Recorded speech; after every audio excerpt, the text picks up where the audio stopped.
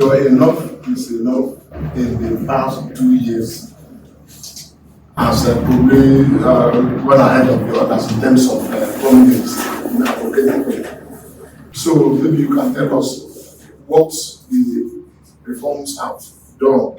Policies are about people. So if you take a political document and you want to use that to run economic policy, it can't work. Because at the heart of any policy must be the people and the welfare of the people. The Constitution is very clear. The security and the welfare of the people shall be the primary purpose of government. Security, welfare, primary. So you take a government, in my opinion, who doesn't care very much for its people, doesn't care if it's secure, and doesn't care for its welfare.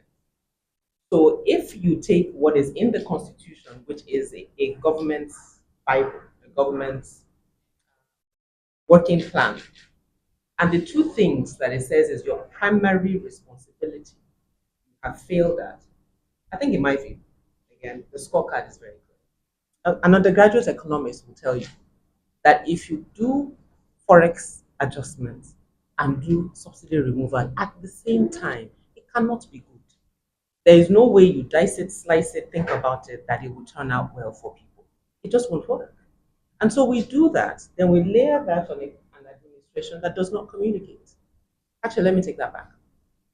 Does not communicate in words about a plan, about a roadmap of where it's taking us, but communicates very loudly in its deafness and its actions. Look, you can't want Nigerians, and the president said it several times, that Nigerians need to tighten their belts, that the reforms will have outcomes in 5 or 6 years, which is fair. I mean, it's not a magic wand. You don't do reforms today and everything changes overnight. But you also don't ask people that are bearing the brunt of these reforms to be the ones that are the only ones tightening their belts. Because, again, in my view, the administration hasn't done very much in tightening its belt. I mean, El-Rufai's son stood up on the floor of the House of Rep the other day and was talking about the budget and said, in a sense, said the same thing, that how can we be asking Nigerians to tighten their budget? And every year in our budgets, we're buying cars, we're buying the same things over and over and over. Do we really need them? Can we not show Nigerians that we care by taking some of these things out of the budget? Now, this is a child of a two-term governor um, who is now in the House of Reps, and in a sense is speaking for the masses, if I want to use that word. So the irony of that is interesting, but be that as it may, Bello, I think it's Bello, he was speaking very truthfully around the disparity between what government is asking people to do and what it itself is.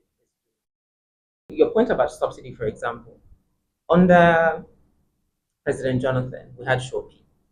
I mean, it didn't do very well, but there was at least an attempt to say that we're removing money from something to do something else with. I might have missed the memo or missed it. I have no idea what the subsidy removal, the money we are saving, what we're using it for. But I really do like Dr. Shobawale's point around a political, and I think with the way both of you framed it, a political document trying to run economic policy, trying to run, in a sense, a plan for a country.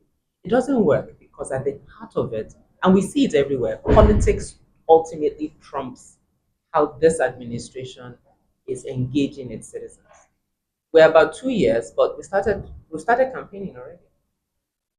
So if a government is not concerned about governance, but is just concerned about staying in power, the politics of it, there is no way its choices will be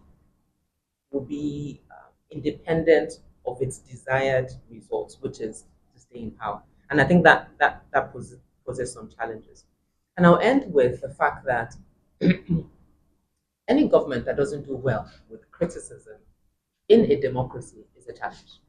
We're in a media house. I mean, my office did a report last week about, I don't know, 20 odd journalists have been arrested under this administration. For doing what? For doing research, saying that the government now has misappropriated money, asking questions. So if you are in a democracy, being where the president is supposedly one of the people that fought for this democracy, but journalists can't do their work without being afraid, where government officials can use security agencies to intimidate and harass citizens for saying things they don't like. There's a process. If I've said something that you think libels you or defames you, there's a process. You report me, you charge me to court, you sue me. You don't get a police officer to track me down and arrest me and then, in a sense, make me, if you could, in a sense, almost disappear me if nobody's then looking for me. And the Tinubu administration has been particularly bad around its response to criticism. Um, and I'm sure we'll talk about security as the other arm of it. But yeah, I think that's a really, as they call it, I was trying to look for the word, it's a shrinking of the civic space, of attacking citizens and particularly journalists in reporting what they see and asking. But I think what some spaces in civil society are then also looking at is how else do we engage issues? How else do we get more citizens? Because ultimately, it's not the job of civil society to be vocal, to advocate, to expect government to do better. And so civil society is also getting better at saying, at kind of pushing it back to citizens and saying, look, we all live in this Nigeria together. It's not my job to ensure that Nigeria works. So if you two want light, if you want good roads, we need to figure out how we work on it together. So a lot more conversations around active citizenship, a lot more conversations about knowing who represents you, who's your local government chairman, who's your senator, who's your House of Rep member to get engaged. We talked about security. I mean, obviously, I'm familiar with what's happening in Chibok local government because of the Bring Back Our Girls campaign. Chibok has been ransacked at least 5, 6 times in the last 2 weeks. It didn't enter any newspaper. And Chibok is just one of many. So if we are talking about issues of security, and I think I always say it started under Buhari, when the Buhari administration said media should be careful how they talk about terrorists so they don't amplify what they are doing. Over time, is that it seems media downplayed it a bit, but also started framing them differently. So we'll talk about bandits, we'll talk about kidnapping, we'll talk about abduction when we're dealing with terrorists, in addition to ethnic/religious conflicts. But we're not able to talk about those issues because they're uncomfortable to talk about. And because, again, at the heart of a lot of it is also politics. Why is it that the commander in chief says nothing about the full scale slaughtering that's happening in the Middle Belt? Within, I don't know, a 2 week period from Plateau to Benue, I think over almost 200 people were killed. But there was nothing. We'll issue a statement, or we'll do that very well.